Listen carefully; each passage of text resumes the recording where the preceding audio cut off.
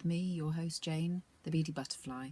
It's Friday the 24th of June and another sunny day, but it's got a nice breeze to it, so it's nice and cool. The door is open, so no doubt we'll hear the dogs again, but it's just perfect for me.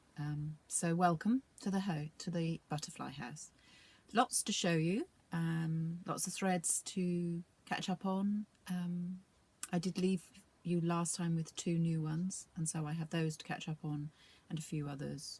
I have been suffering from castanitis, I'm afraid, and so I'm looking now at several project bags with various stages of work inside, so we'll have a little explore through those until it gets a bit boring. Cheers. I'm drinking coffee, courtesy of Mr. Beebe, who's in the house today. Not this house, that house. It's trying to recover from a fairly sleepless night as we followed the referendum. Well, I did. He went to sleep. I'm not a political animal. I have no affiliation that I wish to vocalise other than to say, you get on with what you're given, don't you?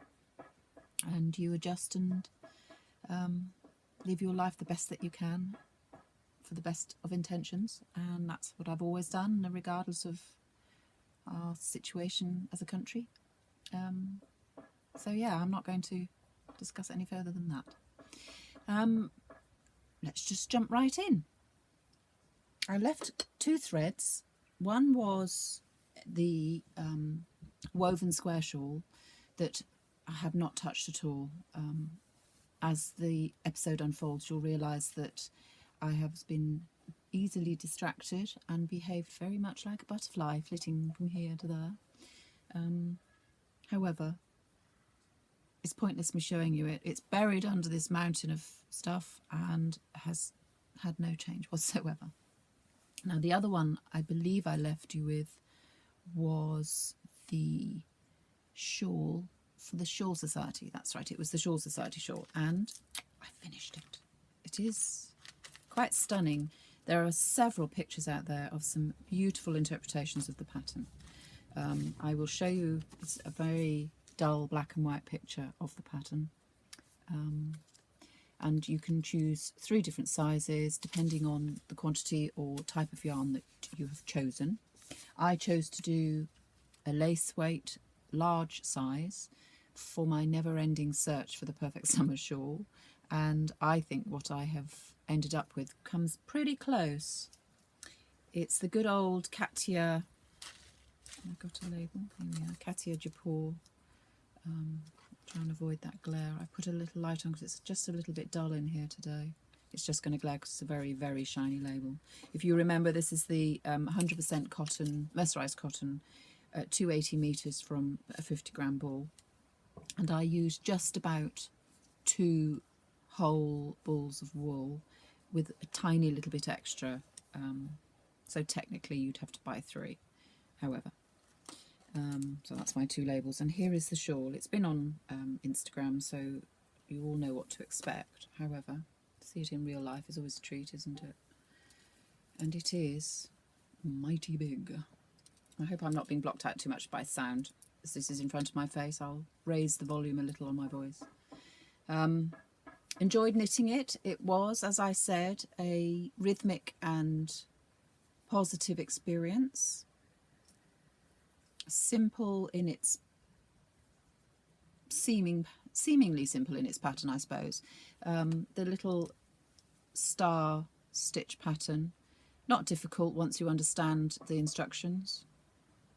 And as I've stretched mine out quite firmly, it's opened up quite considerably. To me, it looks quite like a butterfly, but then maybe I've just got them on the brain. And I chose to bead a portion of it. Let's bring it up here. So around about midsection, I started with just a random bead every other star, and then on the next row I alternated with a staggered effect, so it comes in a V, and then from then on every star, on that row and that row, and then I put some on the bottom of the lace and on the picot end. And the beads that I chose, my favourite type of beads, they are Debbie Abraham's beads, and they're a very soft lilac colour. I'm not too sure. You should be able to get a reasonable impression of what those are like. And so they glow in the shawl. So to me it looks, in certain lights, it looks like falling stars or little moons, maybe. Little glowing moons in there. I hope they show up. I can see a few of them on screen. It has more impact in real life. And of course the size of it, if I find the centre point, which is here, and I take the centre, now we all know my metre from this point, that is 1 metre. Oh gosh, I can't even hold on to it. There we go, that's 1 metre. And that's ½ metre, so it's 1.5 metres, so that's 3 metres. It is 3 metres across the top edge. It's not overly deep, which is nice, so that when you wear it, you can wear it in a number of ways, but not least of which, you can wrap. Now I've got a lot of hair today, I'm afraid. Become unruly this morning. So you'll get your nice protection from the sun or the cool summer breeze on your back, just enough, it just sits mid-back on me, but there's lots of extra should the breeze pick up that you might want to just pick up and wrap around your neck, or you might want to body wrap. I did think that it would make a very nice beach cover as well, maybe around your waist on the beach. However, very pleased with it. I wouldn't wear it that way obviously, but my daughter might, or it might be gifted if I decide it's not quite to my taste. I have to confess it's not strictly my colour palette, but nonetheless I'm very happy with the result and the speed at which it knit up. I know a lot of people finished very, very quickly, and I had a little hiccup on a couple of occasions simply because I didn't really pay enough attention. Hello Penny. And I ended up losing a stitch count. I've got a strong suspicion on one of the increase going on your knit row, you have to knit and wrap and knit, and I think I might have only wrapped or not wrapped or something like that and lost a stitch. Can you come up, Pen? Come on, Papa. Come on. There's a good girl. This is Penny Poppers. I'm not sure you've ever seen Penny Poppers. She's a tiny little girl. She's quite nervous because she's always being chased by the dog, aren't you? She's not a cuddler at all, but she likes to be with you. So she'll sit on my lap and she'll probably nudge me and interfere a little bit, but nonetheless we'll see how it goes. She normally sits on the chair, but I've got things on the chair today. And she's quite chatty. She's got a very squeaky purr.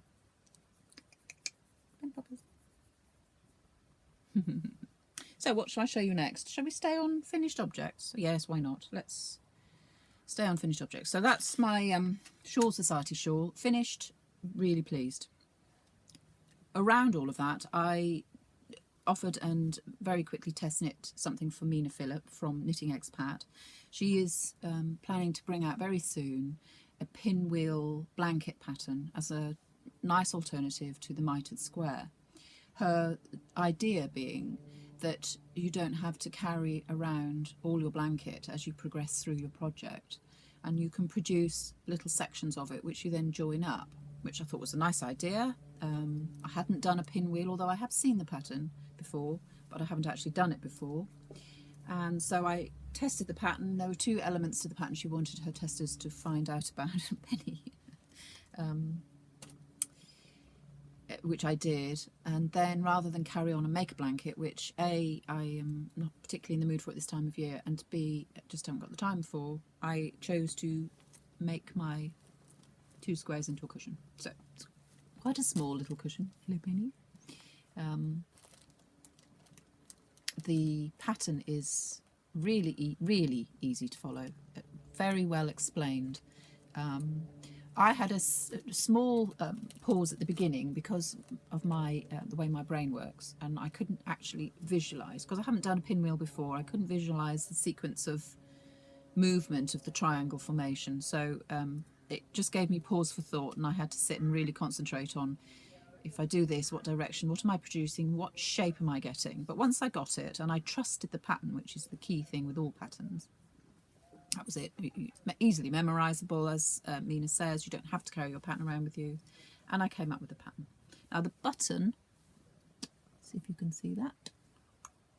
That button is a Dorset button that I made.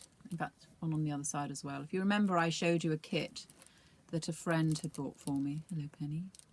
Yes, that's Penny. Yes, you're so pretty. You're going to sit on my knitting. Okay. Yeah, so that was a kit that she, not on the camera, Pop it, that she bought for me, and so I used the ring from the Dorset. Sorry. Oh, look, there's moustache. Let's just turn that back. Thank you, sweetie. Good girl. Sorry about that. Yeah, where was I? I've lost my train of thought. Dorset buttons, Penny. Dorset buttons. So I made a couple of buttons to go in there with the ring that you then weave and fill in the centre with. Oh, Penny, that is a very, very big dribble you're giving me there. Thank you. The yarn that I used, I can't remember. I think it's Riot, actually. I think it's the same yarn as the woven piece. Have I got a ball, random ball sticking around? I did have a moment ago, but I don't seem to have it anymore. Penny poppers, darling, you have to come on, because you're being very squiddly widdly. There you go. Yeah, I'm pretty sure it was King Cole Riot, and I chose it because it really does have these miraculous colour changes. This is just one. In fact, it's two balls of wool. One had more brown tones to it. This one, this and this, and the other was much redder and bluer. But nonetheless, the effect was exactly what Minna's suggested purpose was, which is to use your leftover sock yarn. I don't have enough, and certainly didn't have the variety of choices that I wanted to put together if I wanted to use the thing that I was making, which of course I did. So yeah, really pleased with it. It's just a 12-inch cushion pad, which I've sewn the cover onto and then pinched through the middle. Very pleased. So that's another little finished item. If you remember, last time we spoke, I told you that I had done a little bit of tidying up, and in the tidying up had gone through various old project bags. I think that was a couple of episodes ago, actually.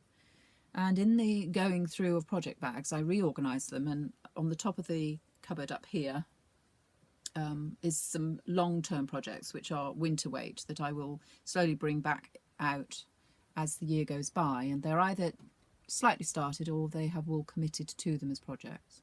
There's cardigans and jackets and things like that in the collection. So they're all organised, but in amongst that I had other little things which, as you will see from the castanitis, I have started, and one of which I started and finished last weekend, so I'll show you that one. Again, I put it on Instagram. It's a free pattern by Boo Knits. I do like those patterns because I'm very fond of knitting lace, and she always gives you a beading option, or often gives you a beading option. So I have no qualms about talking about this as a pattern, as it is free. And that is the shawl. It's not a huge shawl, it's a nice little neck piece or an evening wrap if you want something over a dress in the evening.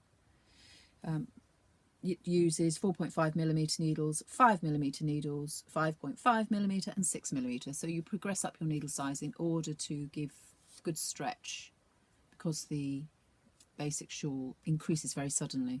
So you have the body of the shawl is quite short, and suddenly you blossom out, like the pattern suggests, like wings. So the yarn that I picked, this was earmarked. This was one of the projects I found on the top of the cupboard and had been earmarked for this project from the moment that I bought the yarn, really. It was, I'm pretty sure the pattern came first, and then I saw the yarn and thought that is perfect, because it did indeed remind me in its colourway of the dragonfly wing. Don't know why, because it's not that iridescent, but however, that's the colour palette. Loads of it left. I believe there's about 42 grams left of a 100-gram ball. The label, there you go, Lang Yawol Magic Degrade Superwash, 100 grams, 400 meters. So I have used, I'm going to guess, but I would suggest about 250 230, 250 meters, something like that. It knit true to size, and my stitch count, everything was absolutely fine, my gauge. So what I will do with that is I will probably knit a pair of socks, because that is enough for me. As you know, I can get a pair of socks out of a 50-gram ball with some room to spare, which I'll show you, I will prove in a minute. So I'll probably do a pair of socks for myself, little shorty pair. And without further ado, let's have a look at how it turned out. Again, I've beaded it. And there it is. Now this was done in a weekend. I started it on the Friday evening, and it was on the blocking mats by Sunday night. And I am, you know, I've done so many other things. It's not about me being a really speedy knitter. It's about being a really pleasurable piece to knit. So you, again, as it's a free pattern, I will talk you through it. You cast on in the normal way with a little garter tab at the top. And then you work down in garter stitch with these pearl bump ridges, which are placed in their sequence. You can see it's increasing through the centre, and it sharply increases along the edge too. And you continue down until you get to this point here.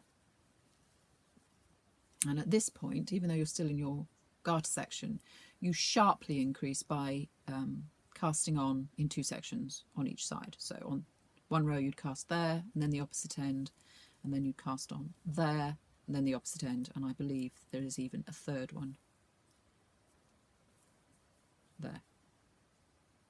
And then thereafter you are knitting your lace pattern, which is beautiful. And I have beaded, as the pattern suggests, through the centre, so you have your dragonfly body with its little antennae. And the beads I chose for this one, I don't have the packet with me, I'm afraid. These are opaque lilac, well, purple I suppose. So they have a matte finish, they're not shiny at all. So they're very, very subtle.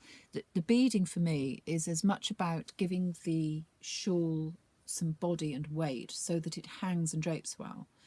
And then the added bonus is the beauty of it. So the purpose of these is that little surprise, but then that weight.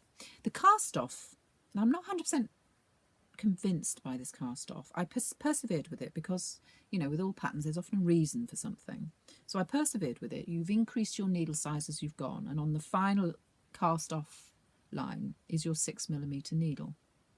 And it's a very stretchy cast off in that you knit a stitch and then knit a stitch, and then you put the 2 back to the left needle, and then you knit them again, and then you knit 1 stitch and put 2 back and knit those 2. I don't know whether that's Jenny's surprisingly stretchy bind off.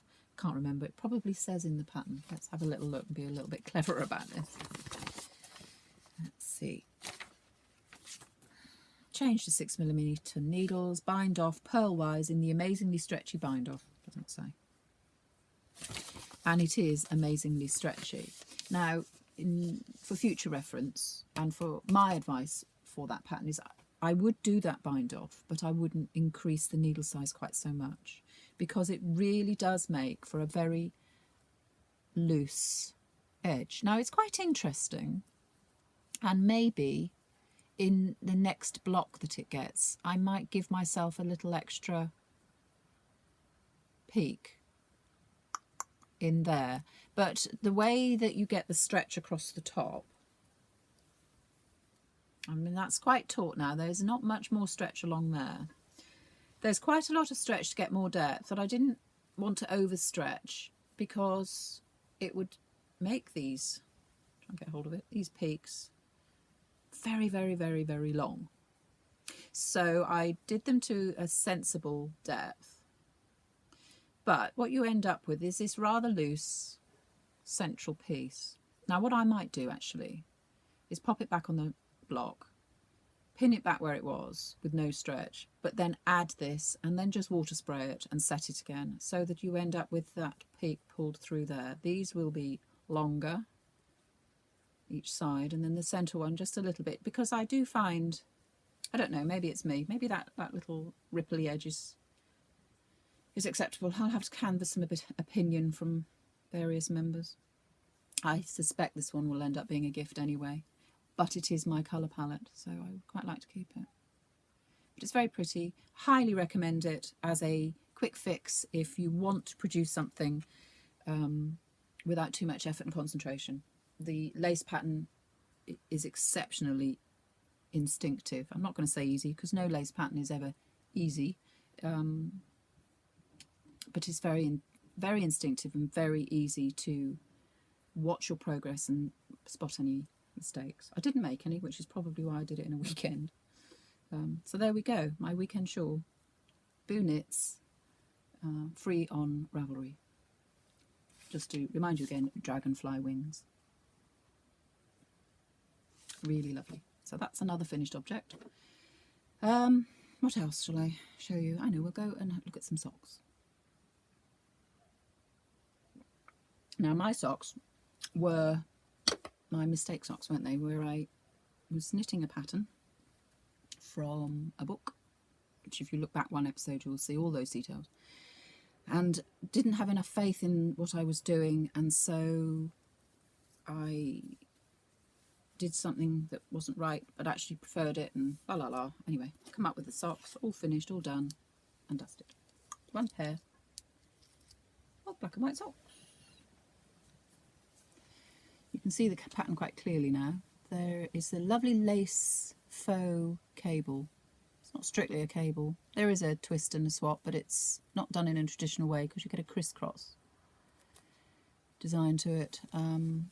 The contrasting black, that was a bit of a mare to do, I've got to say. If you dropped a stitch and in a semi-darkened room watching the television, you know, there's a lot of gurring going on, and hang on a second, can you pause that and go back because I missed that bit. I'm too busy picking up my stitch. Nice round toe shape, not too long, and the cuff was 2x2, basic 2x2 rip. I didn't do anything fiddly fancy with that. Just as a reminder, the yarn was Drops Fable. That was the main colourway, and the contrast was Drops Unicolor, and this is print, and I have that much left of a 50-gram ball. So you can see why I should be able to knit a pair of socks out of the leftovers. That's about 42 grams, and that's what's left of a 50-gram ball after I have made a pair of socks. So I've got to be able to get a pair of socks out of that. I might even be able to stretch it for my daughter. What's nice is that, as I think I've mentioned before, she's obsessed with zebras, and I have done her a black and white pair of socks. I might do her a pair out of the other ball, which her feet are bigger than mine, so she likes shorty socks, but because I'll need more foot length, knowing that I'll have that much left should be a done deal. So I may well let her have that second ball. So that's the socks finished, and I believe, correct me if I'm wrong anybody, that's my 9th pair, or is it the 10th pair? Can't remember, of the box of socks. The only cowl really that I'm doing apart from the Shawl Society. It's just a bit of dust floating there. I do have to be very careful here.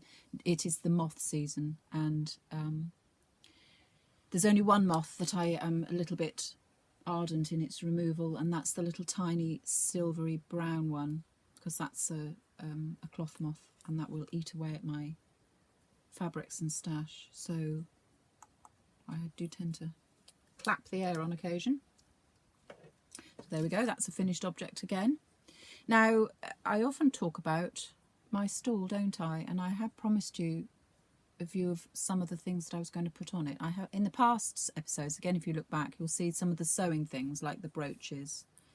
And then I've shown you the sari silk crocheted bowls. The little animal, tiny little animal buddy brooches I've shown you, and then one of the new lines that I was going to develop for Christmas, which is the cuffs. This, moving my coffee around, this is another one that is a bit of a new line for me, and this is a neck piece. What I found, again, it's a free pattern, it's a vintage pattern by Coates, which is a British cotton company. sewing cotton company initially, but they obviously branched out into other things, and they did mercerized cottons for crochet and various patterns, things like that. And so I don't know why I was looking. I can't remember what I was looking for. Anyway, this popped up as a vintage. I think I was looking at vintage patterns. I think that was how the thread was taken. And this popped up and I thought, how pretty. And it was. I'm going to turn it inside out so you're not distracted by other things that I've done. It was a collar that I believe was a 1940s pattern. And it was a way of dressing up. It might even been 30s, certainly wartime anyway. And it was a way of dressing up outfits at little cost, without, you know, being able to afford or indeed find through your clothing coupons new clothes. And so you could take a seemingly simple bit of thread and make something to give your outfit a bit more pizzazz. And so I did the pattern, but then decided to make it into more of an evening piece. So what we've got here, it sits just around the neck, and so it would sit over a round-necked dress, or you might put it over a small collarless jacket, maybe, over a cardigan. You could almost stitch it to a cardigan, although the idea is to be able to remove it should you so choose. I have, this is my repurposing brain stepping in. I've highlighted the edges with these little seed beads, which you can pick up anywhere. They're very, very tiny. But this here, this is abalone, undyed and dyed, and it was a necklace that I found in a charity shop. And so I took it apart thinking, well, those are pretty, they're going to be something. And then I decided to reinvent them into a piece of neckwear on a collar. This is an organza ribbon, which I've threaded through the eyelet pattern that they put on the top. And then I've made a little organza bow, which is fixed. And the whole piece is held together with this vintage, huge vintage hook. It had no eye. When my mother died and I went through her sewing collection, she had all the bits that belonged to my grandmother. Now, excuse the bob, because I've actually got this here. In her sewing box, she had a collection of fastenings of varying degrees. Now I have got, not in this tin, I've got lots of little clasps which would have been on the end of suspenders. They're the little rubber button, for want of a better word, and the metal hook, which the button is fixed to an understrap, and then the hook is fixed to an overstrap, and you put your stocking in, and then the button underneath and the hook over the top, and the button holds your stocking. I'm sure you know what I mean. So I've got a large handful, shall we say, of those, which will probably go back to the 1930s. They look quite ancient and still got some old silks attached to some of them. And in the collection was a huge tin of poppers. Now some of these are definitely my era as a child. For instance, that's not that old. We've all seen those. And those tiny little ones.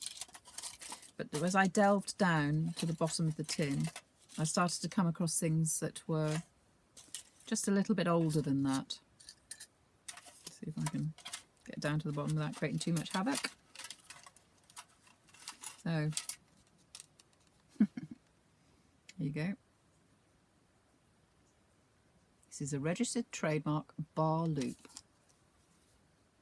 This is quite an old one. Stronger than silk loops. Unfortunately, I've lost the end of the tab. Directions. Sew round the loop as shown above. So there's your directions. So that's how you sew them on. So these are quite, I don't know what they've been made of actually. They might be steel wire maybe. They're quite utilitarian, I suppose, but they would be quite attractive in the right situation. This is a more modern version, of course, where you get lots of the shiny. Put them side by side. I prefer the old packaging, I've got to say. Not an awful lot of difference. You wonder why change for change's sake, but however. And then there's this one. And I would imagine that's how you bought them. You'd go in and you'd say, oh, I only want half a dozen. It looks like there was 5 on this packet. So the shopkeeper just cut the packet for you. And the one that I used was this one. As you can see, they are huge. And there were a couple, that's where I took the one off. There were a couple without their matching partner, which I don't actually need for the neck piece. But as you can see, they're quite old. I would put those at probably 1960s. And those are probably 40s or 50s. And then the rest are, I would suggest, because my grandmother did lots and lots of sewing, they are 60s, 70s, 80s, that sort of thing. Well, there's even these, which heaven only knows what I'd use these for. Plastic ones. I suppose you might put them on baby clothes. They're so flimsy. Huh. So there we are. That was a little collection and a half. There's some very odd. These are these are trouser ones, I think, or skirt ones. I have no idea. I don't know how I'm going to show you that. Ooh, that. Heaven, I have no idea. What do you reckon that might be? That has the eye. It has. Oh my word! Look. Look at that. You see that against my hair? I think that's very possibly lost its little handle, and it's a miniature hook and eye, like a threading hook.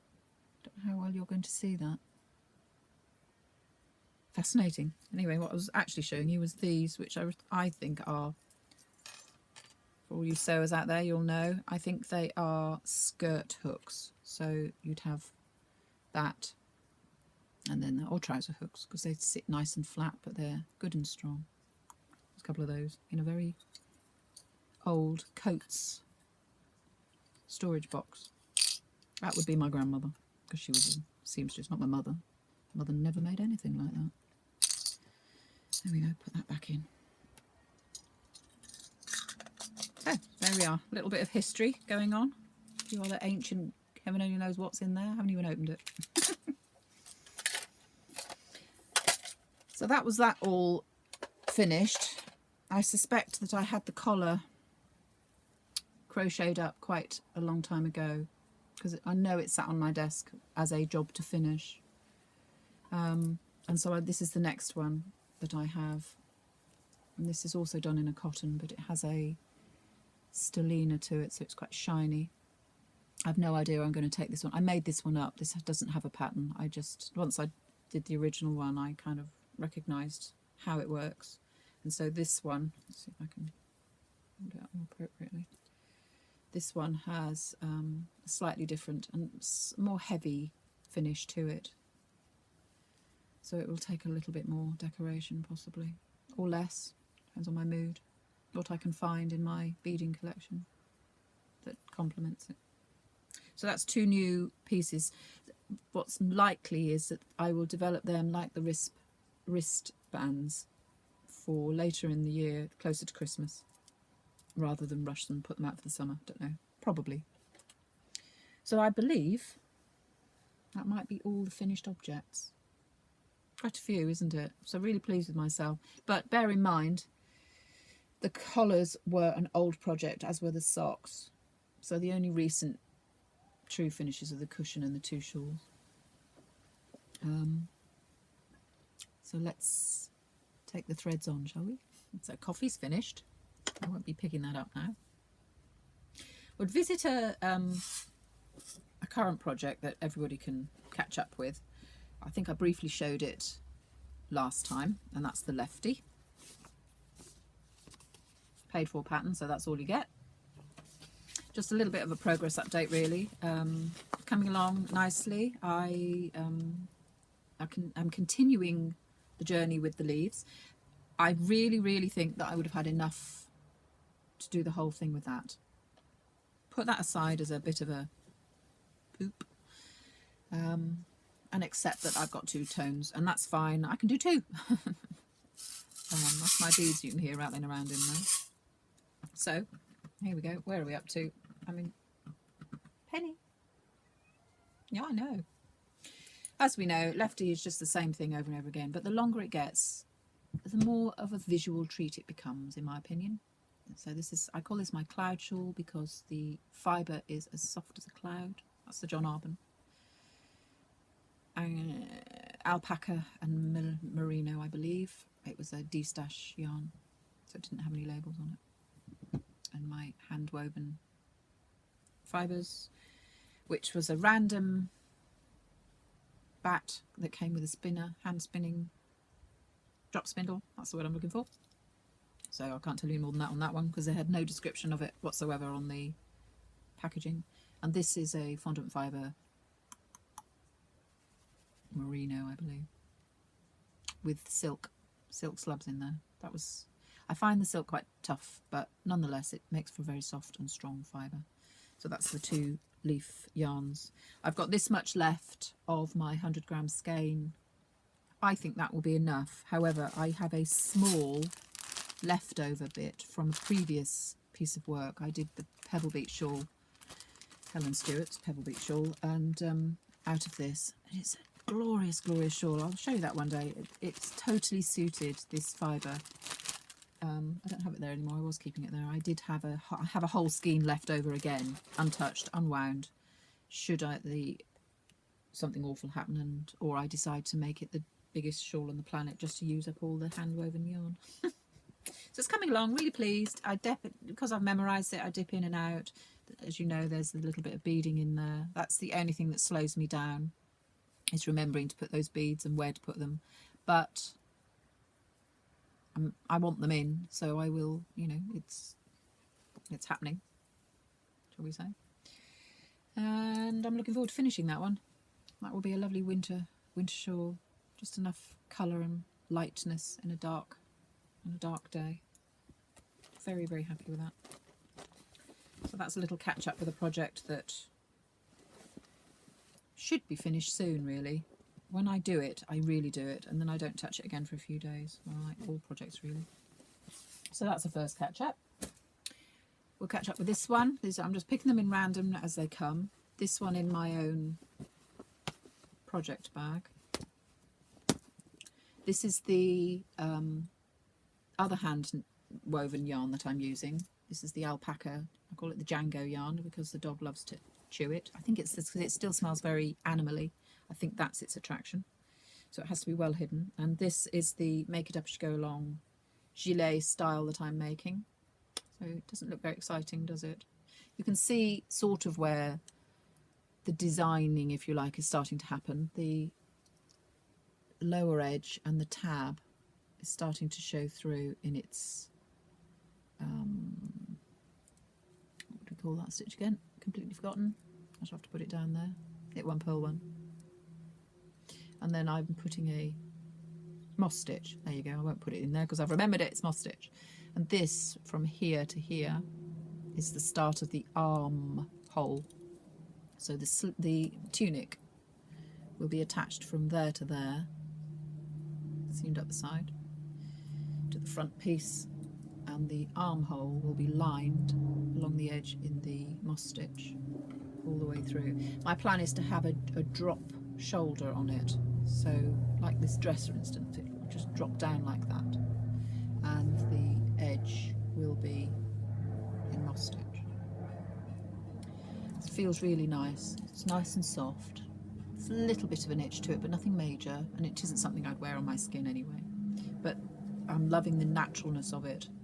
It's very cushiony too. I'm really, really hoping, the design is in my head, I'm really hoping that this will be enough to complete it. If I can get it up completely up the back of the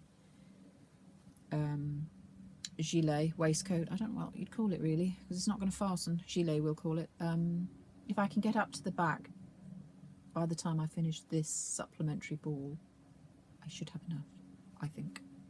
We'll see. Watch this space, as they say. It's being knit on 4.5 mil, I believe. Yeah, 4.5, and I'm using these, they're knit picks. What are they called?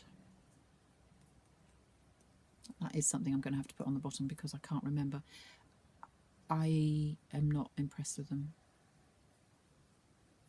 I think I've talked about them before. I have a set and they start at 3mm and they go up to either 6 or 7mm, can't remember.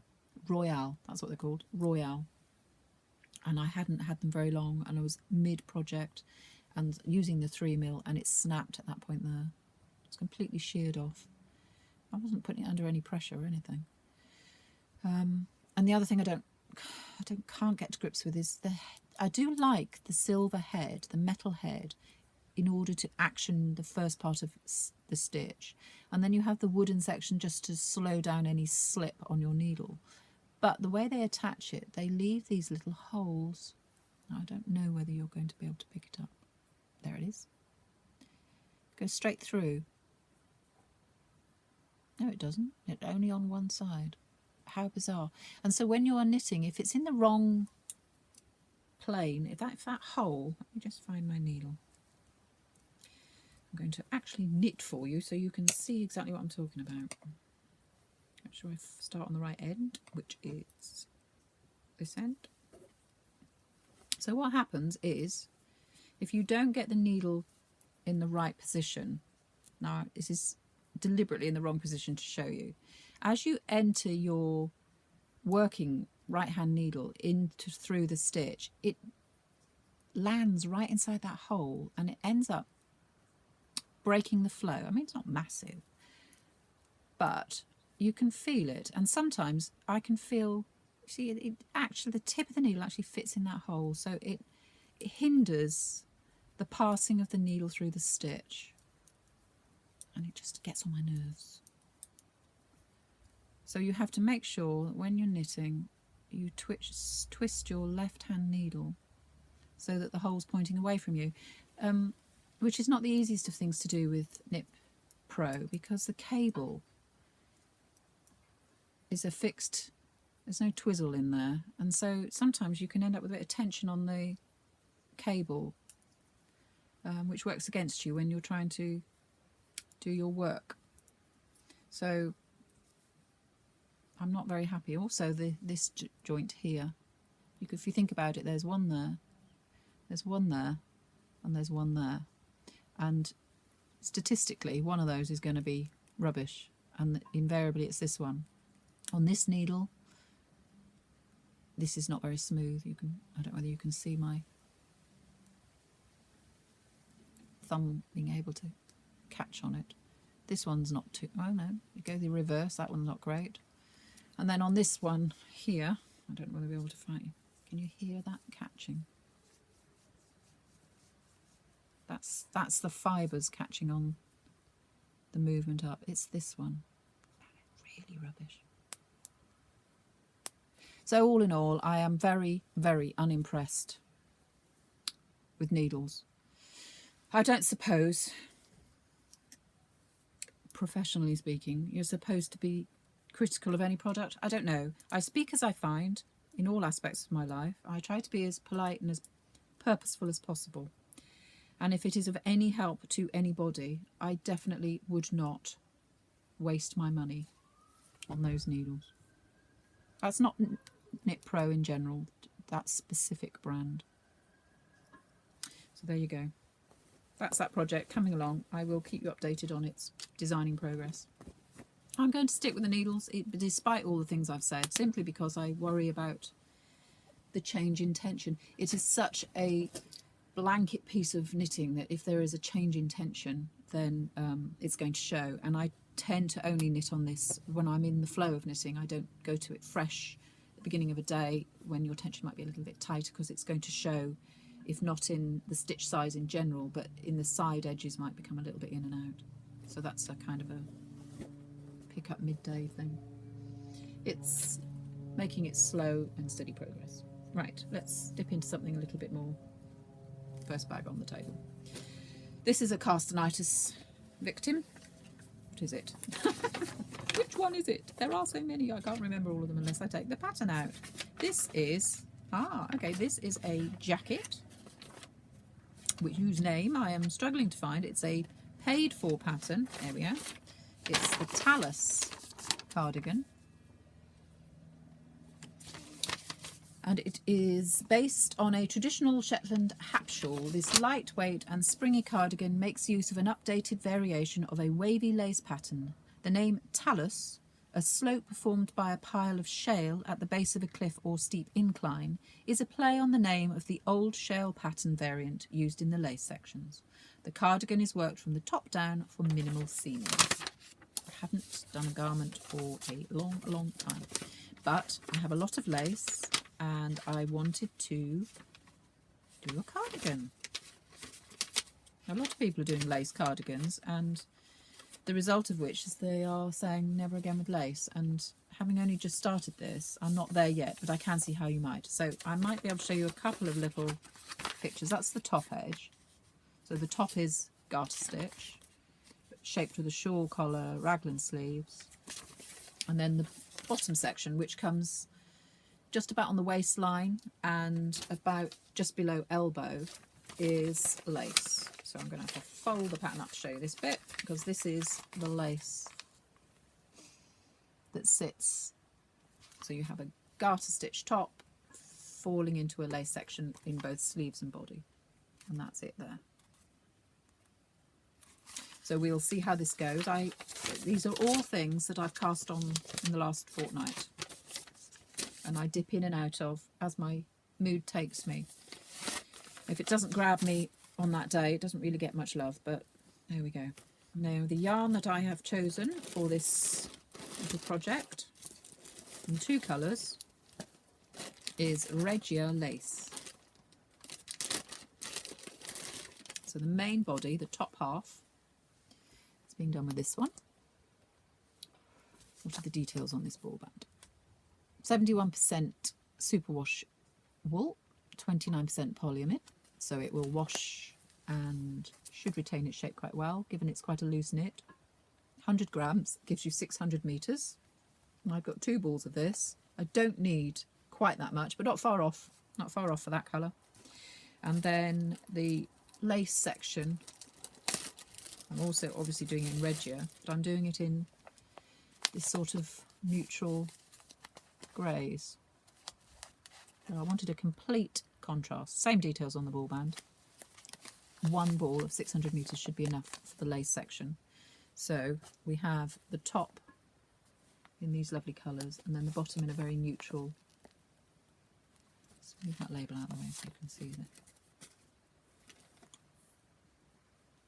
There you go. So that's your top half, and that's the bottom half. So let's see where we're up to, shall we? I will just, if you will excuse me 1 second, I'll put the yarn back, because otherwise when I move on to the next things, as you've seen me do before, I tend to just go on the floor, and we'll have random balls of wool everywhere, and that will annoy me. Let's pop those 2 back in their bag. That's the yarn that I'm working with right now, and here is where I'm at. It's being housed in a bag by Fondant Fibre. I bought this because I wanted to see, this is after I did my first bag, but I wanted to see, because other people are starting to use the snaps for closure, how Deb from Fondant Fibre's approach to it was. She's very similar to me, but she keeps her bag completely open and then just fastens up, like literally like an alternative to a zip. I like the way that the bag folds down into a bucket, though. It's interestingly, it uses the interfacing that I rejected. Interesting that. It's possibly a better quality one because it's not quite doing what mine was doing. And then it came with this huge needle cover. My needles actually pop out the end on this, unfortunately. It's more for socks. You're supposed to be able to get quite a significant part of your sock in there at the same time. Anyway, let's see where we're up to. Haven't got very far, obviously. Get the right way around. There we are. So I have effectively got around the neck. No, around that way. I won't even bother to move my hair out, it's just not worth it. The cast on is interesting. Without putting it under any tension, you can see it's quite loopy. It does a cable, is it cable cast on? Or a knit cast on? it might be a knit cast on, which means you, instead of catching both sides of your stitch as you cast on, you only go through one leg of your stitch, and so you end up with this little loop effect. But what you also get is a reasonable amount of stretch, but it's the neckline, and from that neckline will come your shawl collar. So we'll see what happens with that. So that's a new one on me. The sleeve section, which is marked by these, either side of these stitch markers, you can see the raglans forming each side. So you're increasing there, that's obviously the shoulder point, and then you're increasing along the front edge too, where you'll pick up for your shawl collar.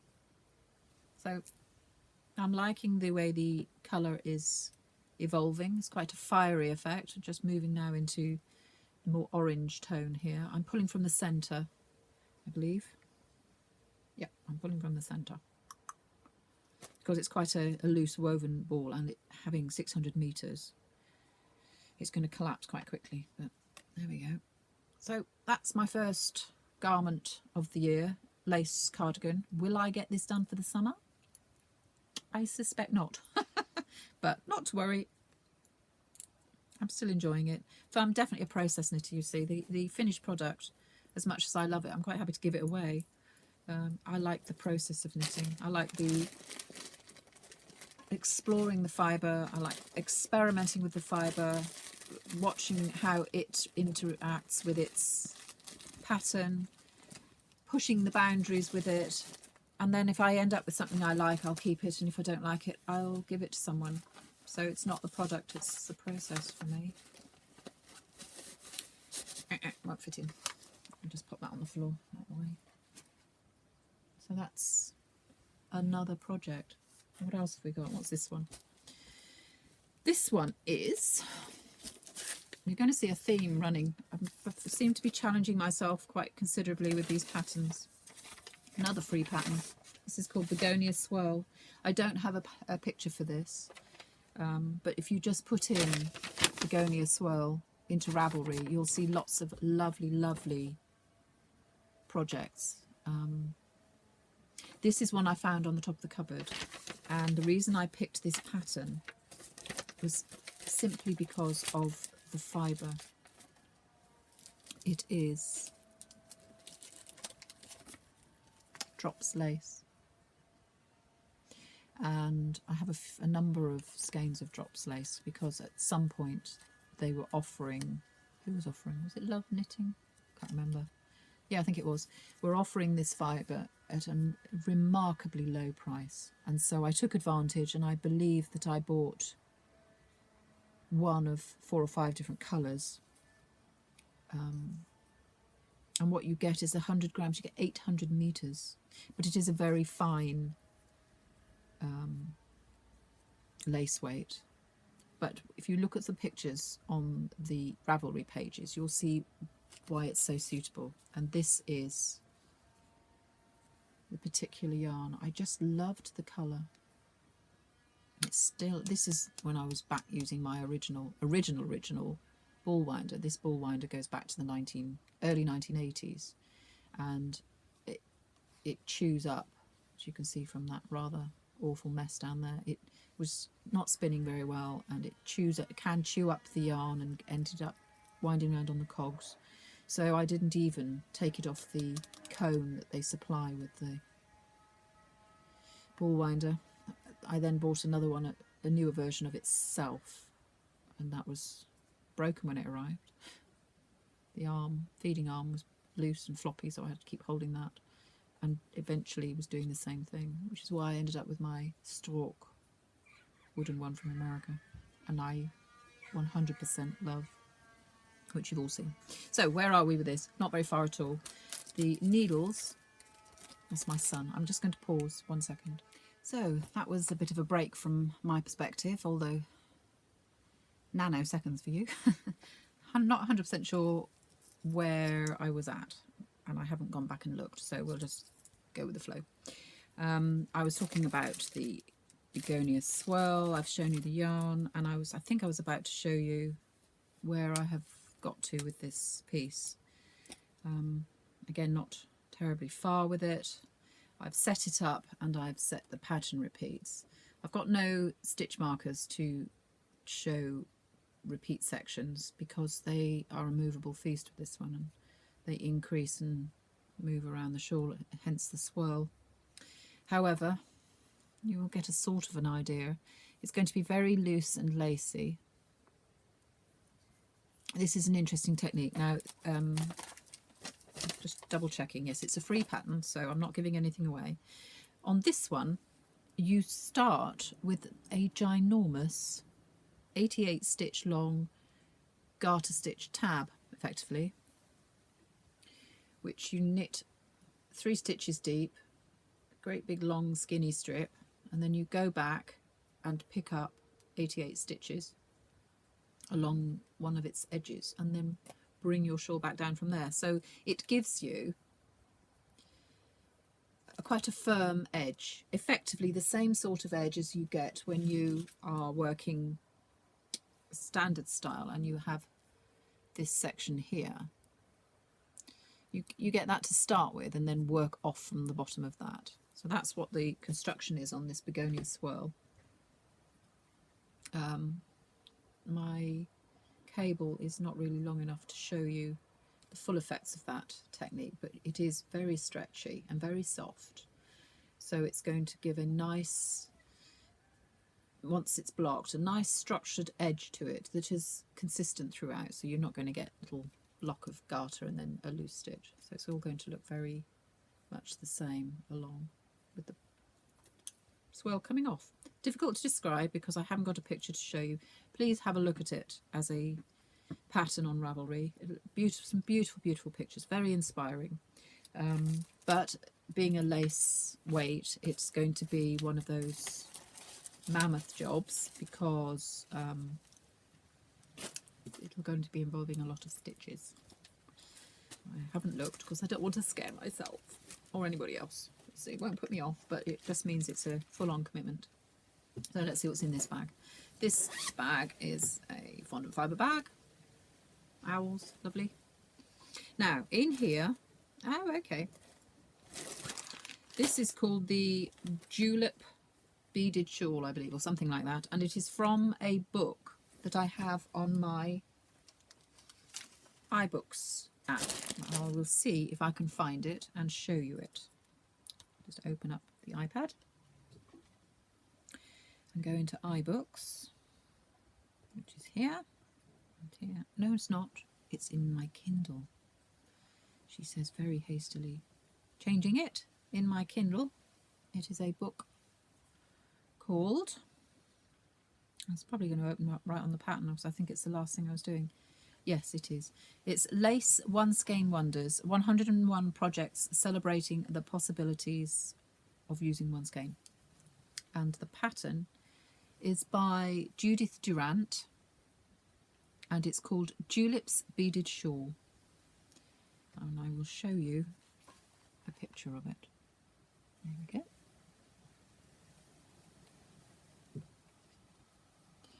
And as you can see, it has a beaded top edge, oops, there, and scatterings of beads within that lace edge. So that's the pattern. I don't know whether there's another picture of it. Let's have a look. Not really. That gives you a nice idea of how the edging works. Come on. There we go. So, quite an interesting little front to it. And so, the yarn I picked, there's plenty of it,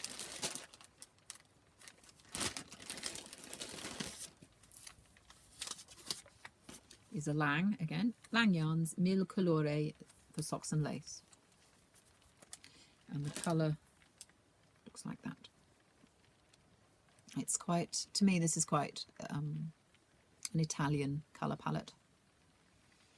There's lovely midnight blues, greys. It's not black, it's a very, very deep grey which runs into an almost pewter grey, and there's a little bit of greeny blue, very pale grey there. Now I'll show you where I'm at. Again, I've cast on enough and set the pattern. I haven't got into the full body of the pattern, but this one makes me smile because it's got a lot of pattern repeat to it, and until I understand what the pattern is going to do, I like to mark it off with stitch markers so I don't have to keep counting back and forth if the stitch pattern's not adding up. If I understand that the pattern repeat moves so that the sections grow beyond their sides, then I will stop using the stitch markers. But if the stitch markers effectively stay in the same place and the pattern grows between the two, I will leave them on. But I did have to dig deep to find all those stitch markers, which I think just makes me smile every time I pull it out of the barn. It's quite a selection there, various bits and pieces. So let's find a section where I can stretch it open. So interestingly, this shawl, you cast on the lace and work up to the top edge, to the plain, and then you finish with that beaded line all the way across the top of the shawl and then cast off. So I start by working the lace edge. You're not going to be able to see an awful lot because I really have only just set the pattern, and there's your repeat, and I believe it's 12 stitch repeat pattern. 2, 4, 6, 8, 10, 12, oh no, 16 stitch repeat. So between each of those stitch markers is 16 stitches, and then all the way to the end when it's slightly more because you have a different finish on the border edge, but you're getting an idea of the edging is going to be slightly scalloped. The yarn is knitting up, the material I'm getting from the knit up is quite firm, it's not too floppy. I was hoping, because it doesn't appear to be a huge shawl, because bear in mind that is the entire edge, everything gets smaller after this. I don't know how big it's going to be. The needle size, I'm not sure I'm going to be able to see it. I am using fixed. Are you using fixed? Yes, I'm using fixed circulars.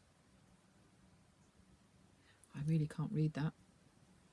God, I didn't realise how bad my eyesight is until I try to do something. I know I'm following the needle set in the pattern.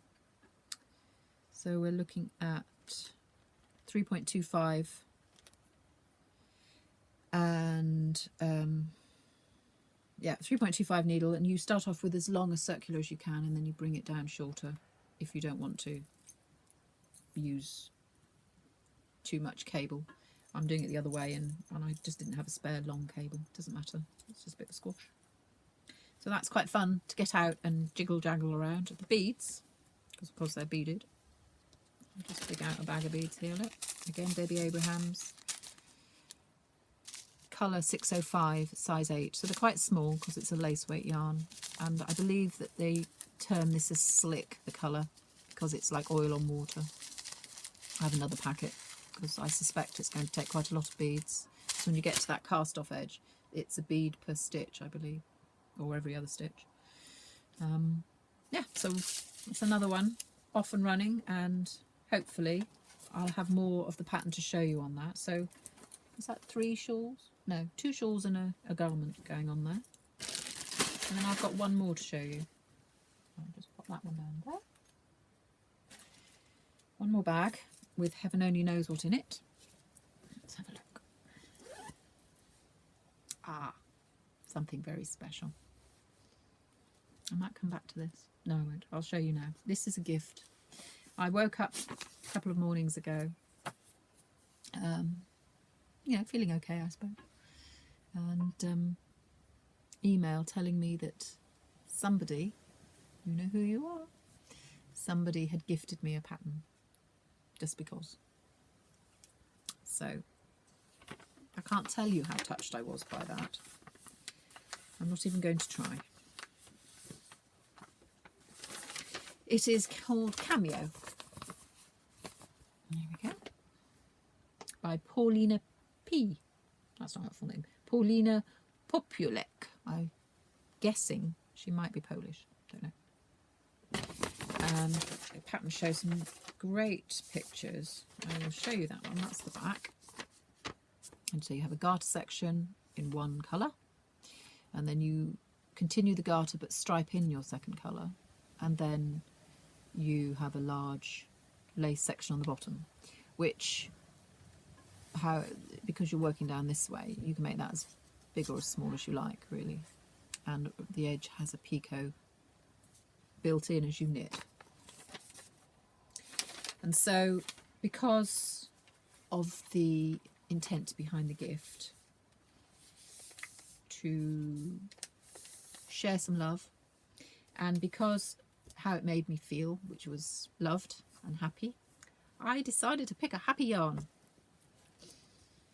Not my colour palette in general, and I have a strong suspicion I might share the love and give this to my daughter afterwards, but we'll see.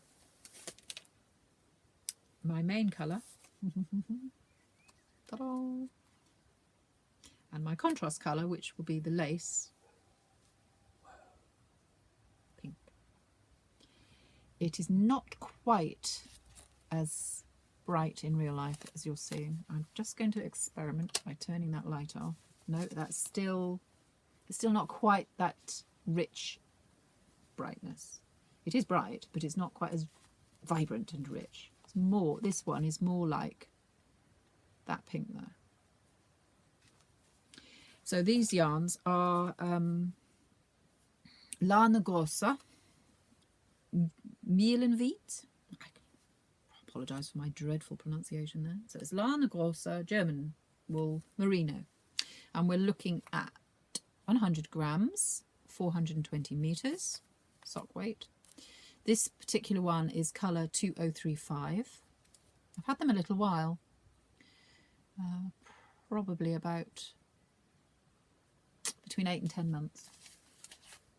And then this one is colour 2176.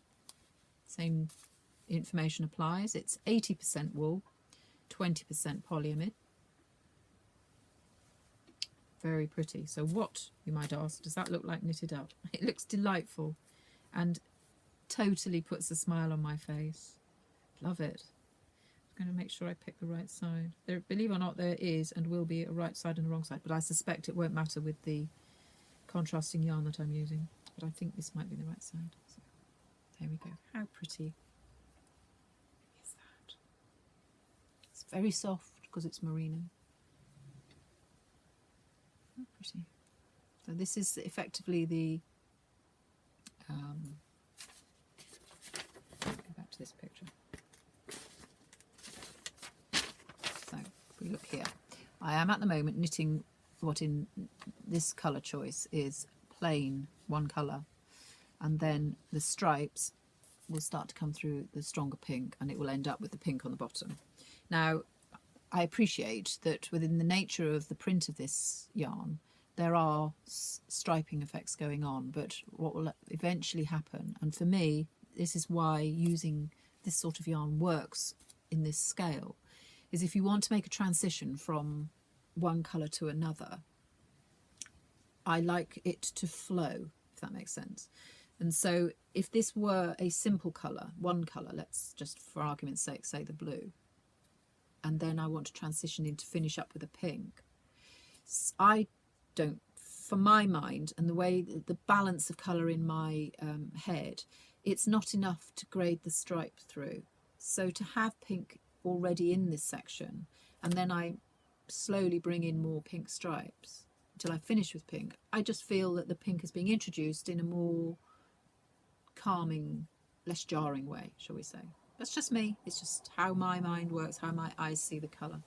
You can see the little picots down that edge. They will obviously become more pronounced with blocking. Sweet little way of doing picot. I've not done it this way before, and I think it just makes a nice little nub without domineering the edging. It's a nice little finish. You don't get sort of overstretched stitches, etc. And it maintains quite a long stretch. You get a huge stretch out of it. this increasing edge was also stretchy, but because it's the lead edge which you wrap around your neck, it still has some kind of form to it, so that it will stretch enough to give your shawl the anchor on which to drape. Lovely. So thank you so much for that gift. I genuinely was touched by it and fully appreciate the sentiment. I only started it last night, so there's not a lot of it done, but it's a joy to knit, not least because it's garter stitch, and you know, everybody likes a bit of mental relaxation. But yeah, because of you. Thank you. Right, so that is my last, can you believe it? All of those cast-ons, endless cast-ons, lots to do. I am in a butterfly state, and so I am flitting here, there and everywhere. Look, this is exactly the reason why, I don't like zip bags. Look at that. I'm going to have to think about that one. Totally the perfect example. Right, distract myself from that tragedy. I'm going to talk about a bit of sewing. I IG'd this. This is my next project bag. I'm actually running 3 concurrent designs. They're all have a completely different feel to them. One is very Victorian, lace, beading, all of that sort of thing. Another has a much more of a country feel to it and involves some appliqué crochet. And then there's this one. And this is English paper piecing quilting. I started off my life with this printout. I googled, how did I word it? I put in free download hexagons for quilting, something like that. Quite a long sentence. Anyway, a lot of selections came up, and I, randomly picked a few until I found what I wanted. And this site, and I apologise, I cannot direct you to it because in the printout it doesn't give you any name of what the web is, but I promise you'll find it really easily. And this is the smaller hexagon, and then they had a middle size and quite a large one. And I printed off a few sheets and cut them out. Boom, boom, boom.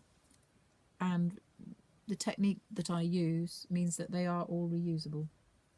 So what I do, obviously I lay them on my fabric, and rather than baste down the edges through the template, I have a pin in the middle, and then I stitch down the edges without actually stitching through, so they're anchored in. Take the pin out, there's no buckling of the fabric through a pin holding it, and once they're stitched in, I'll show you with this, I can then just pop them out and reuse them on the next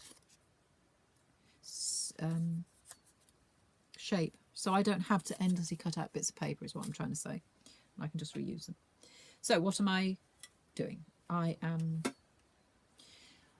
trying to construct, I've got this brilliant picture in my head. It looks fabulous. I've no idea if it'll work. And I'm trying to make my construction slightly different. So what I'm trying to do is I'm trying to avoid the side seams that are going to cut up the hexagons. So this is how far I have got. It's a William Morris selection of prints that I bought on a jelly roll. So they have come as lots of strips. And I believe there were 23 strips. So it was a weird number, I'm sure it was 23. Where most were double ups, and then there were a couple of random ones thrown in. But you all know what a jelly roll looks like. So that's the strips of fabric. And so I have just, each hexagon fits nicely within the width, and then I just chop off little squares and away we go. So this is my selection of fabrics. So I did exactly what I showed you, which was to set up little hexagons. Then I kind of roughly laid them out so that I could get a good balance of colours and patterns, not too much dark stuff, and so that there was a little bit of play on colour, because some of them are quite black and some of them have lots of gold and grey, as you can see. And my technique is to invisibly stitch them together. Now, I know there's a correct term for this, and I'm going to call it mattress stitch, but I'm not 100% sure. But essentially, rather than the more traditional method, which is to overstitch, so that when you open them up, you see a little series of teethy stitches running through. I could have done that, but I didn't want to. I've joined them together, very carefully pick up across the top edge on each edge, so that when you then open it out, you can't see any stitches at all. And so I should be able to show you that here. So these are all stitched together, and from the reverse side you can't really see it. From the front side, if I really pull it apart, you might just be able to see that stretch of stitches. Really pull it apart. So it's quite securely stitched together. You can just about see it there. Okay. And then I wanted to put a decorative stitch over the top, and I played around and played around and played around, and I got out my trusty encyclopedia of embroidery stitches. Mr. Beebe bought me this for Christmas. I think it was last year. It might have been the year before, but I strongly suspect it was last year. It's a second-hand book, hence the foxing in the book. And it is a real user's book. There's no frills and fancies. What you get is just a whole series of stitch choices with a very simple, basic technique. You literally have these hand-drawn sequence of stitching, and sometimes a little bit of your needle goes in A, B, C, B, A, C, A, B, all of that sort of thing. So you get an order of where your needle comes through. So I had a good old rummage through there and played around with a few. My original thought was to do a herringbone stitch, which I will show you, and indeed I tried. And I tried it with 2 different weights of, okay, that was my original idea. And I tried it with 2 different weights of thread. I found this beautiful, beautiful twisted single ply. This is a vintage thread that I picked up in a French, no, it's 2-ply. Of course it's 2-ply, silly woman. But it's quite thick. It's nice and glossy. I liked the gloss on it. That's what I liked about it, but it was too thick, too heavy, too bulky. And it wasn't really, it was pulling the hexagons and causing a ridge between the two. But I liked the stitch fact. So then I moved on to embroidery silks. This is cotton actually, which I then, the 6 strands I split to 3. So I had half the thickness. So I've got less bulk, but I haven't got the shine. But it's a very, very similar colour. I've opted for gold because it's a connecting colour for all the different prints. So I used that. It was okay, but because there's quite a long stretch to it, it was getting a little bit floppy and it was quite difficult to keep consistency of size. So maybe I'm thinking the stitch is not right. So then I tried cross stitch, just a standard cross stitch on both of those threads. I'm going to get interrupted again. We'll go with the flow on this one. Make it quick. Hello, love. Hello, I'm back. Yes. Are you back permanently? Yes. Okay, well, I'll finish my filming and then you can make me a cup of tea if you like. Okay. Thank you. Nothing like having a slave, is there? Right, where was I? So I did standard cross stitch, which is quite simple. That looked quite nice. I didn't like it with the heavy thread again, so I'm almost completely jettisoned that option. But it wasn't special enough. So then I found, I don't know whether I'm going to be able to find it, but I will do my best. I found another stitch which I quite liked and worked well. Let us see if we can find it as I flick through. Right, I think it's somewhere in here. It's sectioned off into a variety of stitches. I'm not sure I'm going to be able to find it. It's a variation of a V stitch, which you will actually know in crochet, where you form little V's with your crochet by going twice into one hole and then a chain in between the two. Well, this is effectively that sort of thing. And so what I've ended up with is it kind of gives it a rope effect.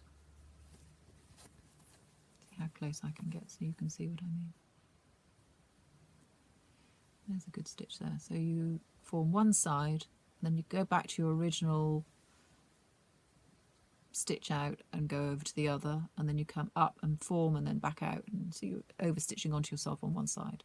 And so the V's are quite easy to keep uniform, and when they meet a junction, because it's quite difficult finding a stitch where it looked tidy in the junction, and this one, what happens is one side of each V on the hexagon's edges forms a little triangle space of its own. So it's easy to keep uniform. I'm using the 3 strands of cotton, embroidery cotton, rather than the more rope-like silk one. And I'm getting more structure out of my piece of fabric.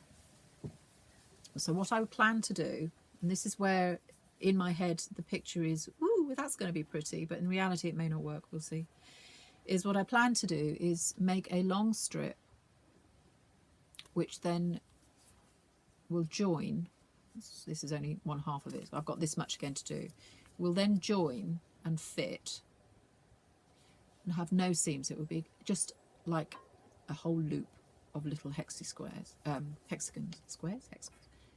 a loop of hexagons, no side seam, and that provides me with the top edge of the project bag. So if I pull in this is the project bag design that we all are used to seeing right now. So this effectively is that, and that will come round onto the back, and you won't get the side seams that you normally get as you bring your 2 pieces together. It will be one continuous loop. Then below it, I'm only going to keep it 3 deep. Below it, I will then use, look, that will stay on there. Ta-da! This is what these have been set aside for. What I plan to do is stitch together in vertical stripes a sequence of these 3 different fabrics. There's 3 or 2 maybe, alternate stripes, which will then come down underneath there like that. You can see construction design on the hoof exactly as you can see it. So these will be the lower half of the fabric. I'm going to keep this edge on top, so this will be attached at that point across there, or maybe even hand sewn on at that point. We'll see. Again, this is very much a suck it and see. So that will be the outer part of the bag. And then I've got lots of the other choices, all of these other choices here. So then I will make a similar type of thing as this, but I'm going to go horizontally and make the lining so that when you fold it over like that, you get a series of strips that come and sit over the top of the hexagon to replace the hexagon, if you like, because that only shows when the bag is closed, and then the lining will provide stripes that way against these stripes that way. If that makes any sense at all to you. In my head it looks great.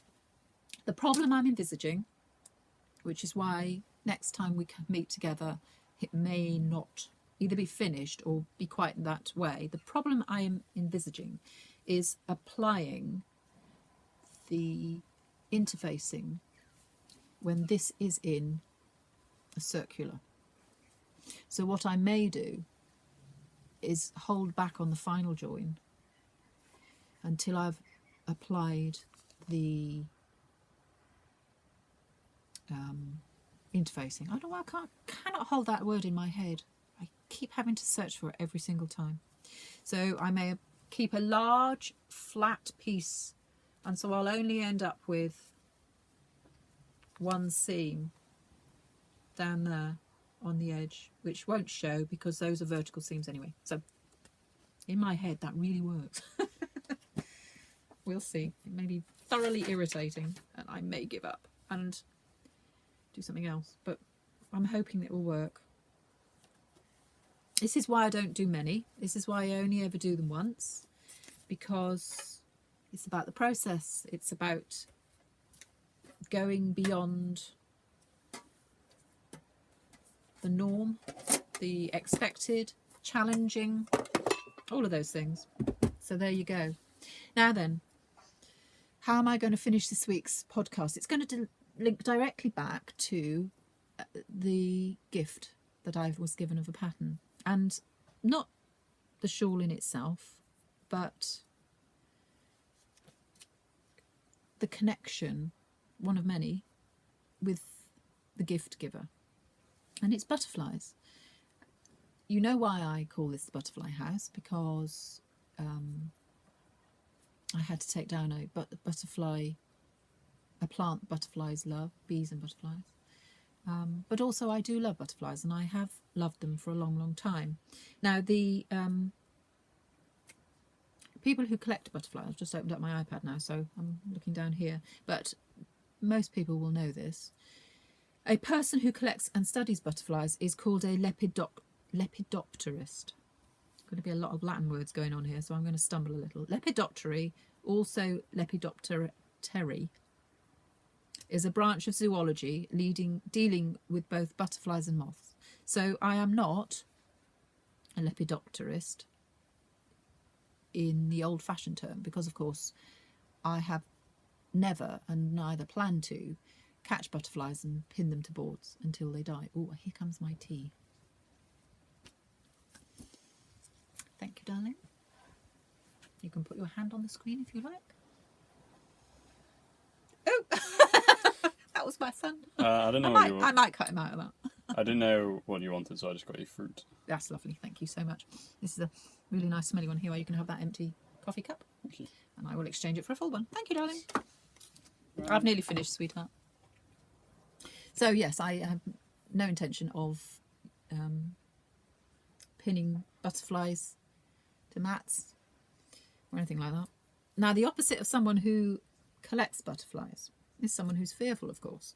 And so it is called, the fear of butterflies is called, and again, this is Latin going on here, lepidopterophobia. Lepidopterophobia. The word for fear of butterflies originates from the Greek word, no, it's not Latin, it's Greek. The Greek word lepidoptera, the group or class of insects, including butterflies, moths, skippers, and other winged insects. This phobia is closely linked with entomophobia, which is the fear of insects, or motophobia, which is the fear of moths. Now, as with all fears, it's quite difficult for someone who doesn't have a fear to relate to or understand or empathise with. Funnily enough, I can with this instance. I have a massive fear of spiders and arachnophobic to the utmost degree, which is totally unfair on spiders. And I can understand to a degree a fear of moths because of their associations are often used in negative ways in dramas and film and things flapping around and it turns out to be a big fat moth. And indeed, because they're big, can be big furry things flying, it can be quite intimidating. So I can get behind that as something that might start off a fear. And to a degree that links to butterflies in that they flap, but they're so pretty and they're gentle creatures, and I consider them to be the fairies of the garden, real fairies.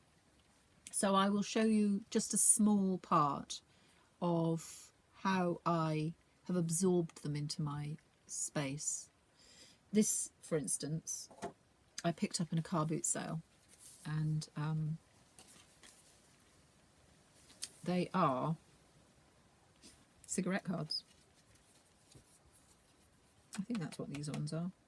They didn't all come with cigarette packs. Some of them came with as a special way of collecting. And so these are Butterflies of the World, illustrated and described by Richard Ward. This happens to be a spare. Now, these are Brooke Bond tea cards. So that was another way of collecting.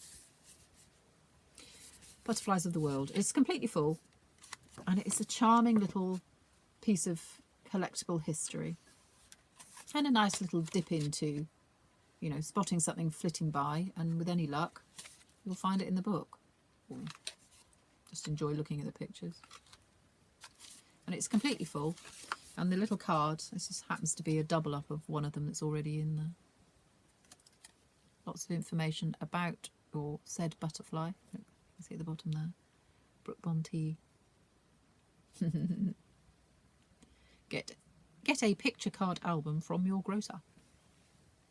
Probably the Co-op.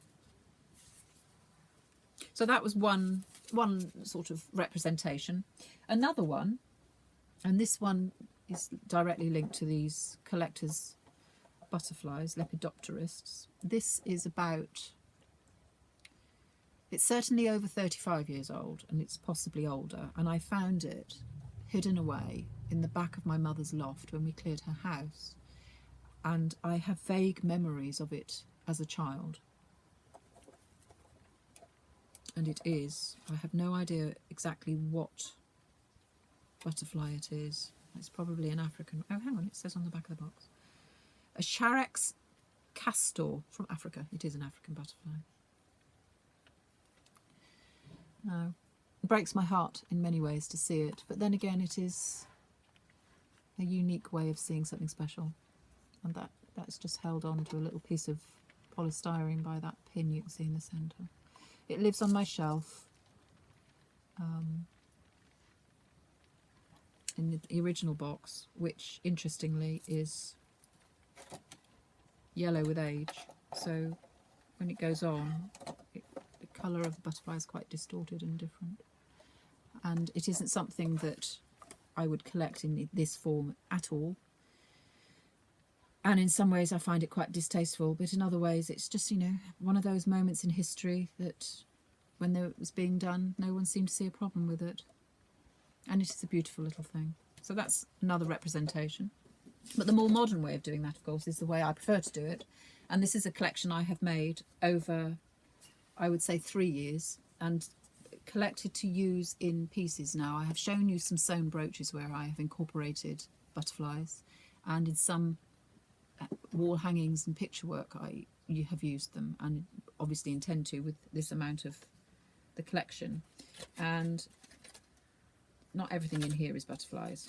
This is a sample of how and what I collect in order to do pieces of work.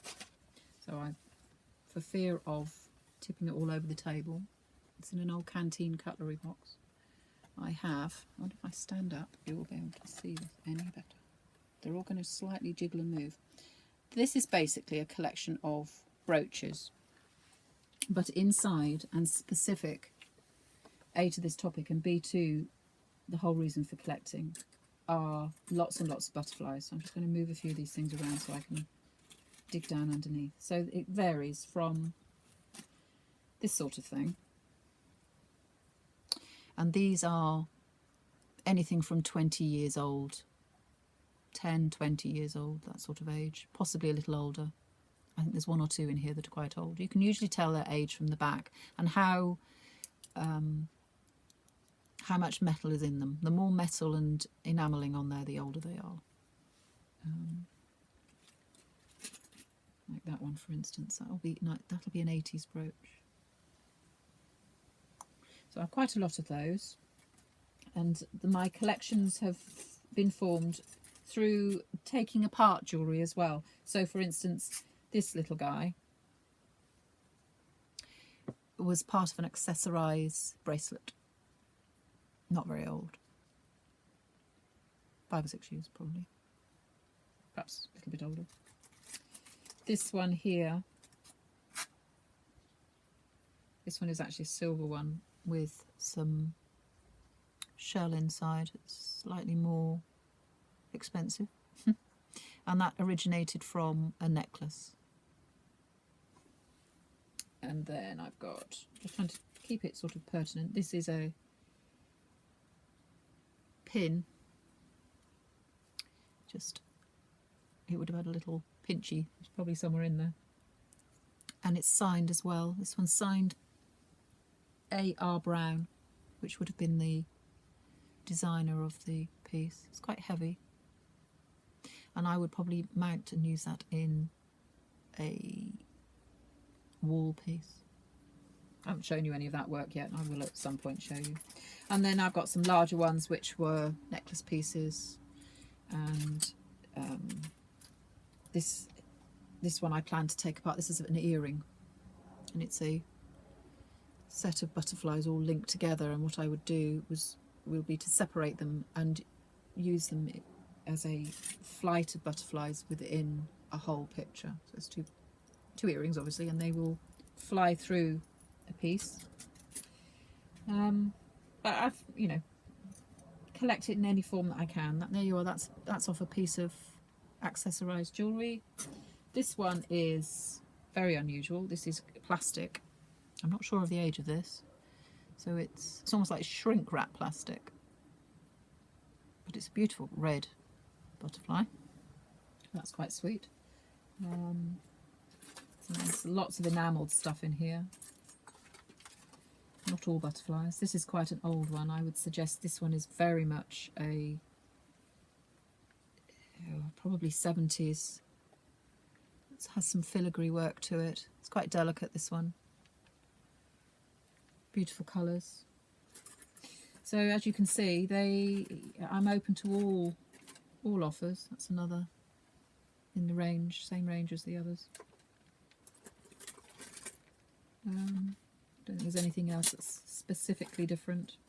But if it's a butterfly, I collect it. And sometimes even dragonflies. It's very bling blingy, isn't it? That would have to sit in a picture. So that's where the collection tends to focus itself on gathering little things to put in pieces of sewing and design.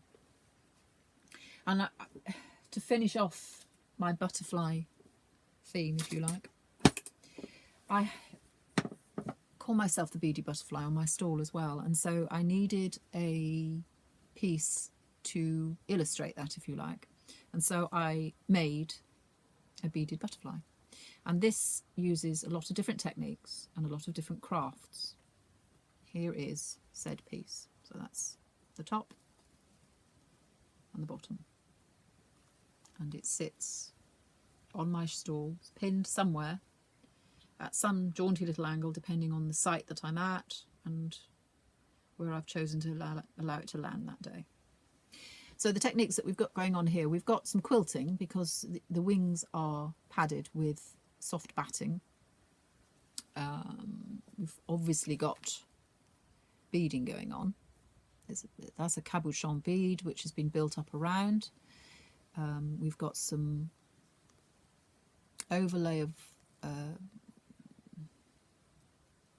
don't know what you call that, very fine fabric, which I've then stitched with metallic thread. Some of these beadings, these here, these are threaded on wire, which are then stitched to the surface of the fabrics, which allows me to just gives enough form so that I can bend the wing, shape the wing, and it stay there. The reverse has some couching going on, so that's quite a waxy cotton, again to give it some structure, which I've then couched over with some metallic thread and the veins of the wings underneath. The edging, this top edging, gold edging, which is all hand sewn on, that is soutache, silk soutache thread, the gold. And then the edging on this is purple soutache, which I have then centred with beads to give the bottom wings some weight, because it's all mirrored as best that I could. And then the body, I've made these paper beads, and they are strips of paper, which is almost like flocked paper, which you cut into long strips and then roll and glue and roll and glue and roll and glue around a thin post. I think I used a meat skewer for these, and just built up 3 different beads. So there's one here, and one here. And what you do is you taper the paper so that it gets thinner and thinner and thinner, and so the middle gets fatter. So it starts off with that wide, and it's very long, and so you keep that going until you have this depth that you need, and then you bring it in a little bit and then keep going, and so you slowly bring it in on it's basically a sort of a long tapering triangle until you finish with the centre part gets most wound and therefore the fattest. And then after that's all set and dried, I have attached it together with some florist's wire with some beads threaded on it, so that's then wrapped round and round the beads. You can just see the paper beads, and you can just see the other beads threaded into it. The little head is a bead mounted on a central post of wire which connects the 3 beads together, so that it's under some tension. And then where I've wrapped all of this body wire around, the ends then become the antennae on the top. And so originally this little beast had beaded legs as well, but they've slowly broken off. It's only got one left now. But it had 6 little legs. I could reattach them, but as it turns out, I don't really need them. They were kind of a whim when I was making it. Always got to have legs, but I didn't really need them. So he comes with me. He comes with me. I don't know why I call him a he. In nature, the gaudy one tends to be the male, doesn't it? So he's a male. He comes and sits on the store somewhere. Otherwise, he lives on the wall. He just sits on my wall in the office. And so that is a good representation, literal representation of the beady butterfly. And I loved making it, and I will never make another one unless someone paid me £1 trillion, and then I might. Or I lost it, then I might. And that winds up today's episode. I've enjoyed doing this one. I've rambled massively. You've had a feature cat, a feature son, and it's all been very jolly for me. So thank you very much for spending some time and listening to me warble on about this, that and the other. I hope there's been something of interest for everyone who wants to stay. If you catch this as your first chance at the beady butterfly, I hope it inspires you in some small way. Not just to come back again, but to just, dip your toe into something a little different if it's different for you, or to keep going and persevere and challenge yourself, which is what I try to do on a regular basis. You can get in contact with me. Do feel free to, I've said last time, I'm not a terribly good communicator, but I will always respond if people contact me. I may not instigate a conversation, but I will always respond. And you can probably get the quickest response through Instagram. I do intermittently check Ravelry because it doesn't inform you that there's connection being made with you. So I do intermittently check, as I do intermittently check my Facebook page. So you can always leave messages on there. You can contact me via email, which is threadedwithfibre, all one word, threadedwithfibre@gmail.com. You can send me an email. I'm happy to engage in chit-chat that way. I may not be as instant with email because that's about sitting down and finding time. And, there's always draws on one's time and commitments. But, more than happy to, and would enjoy making stronger and more solid connections within the fibre world. So I hope this finds you well and leaves you well. And I look forward to seeing you again in a fortnight, hopefully. Take care and goodbye.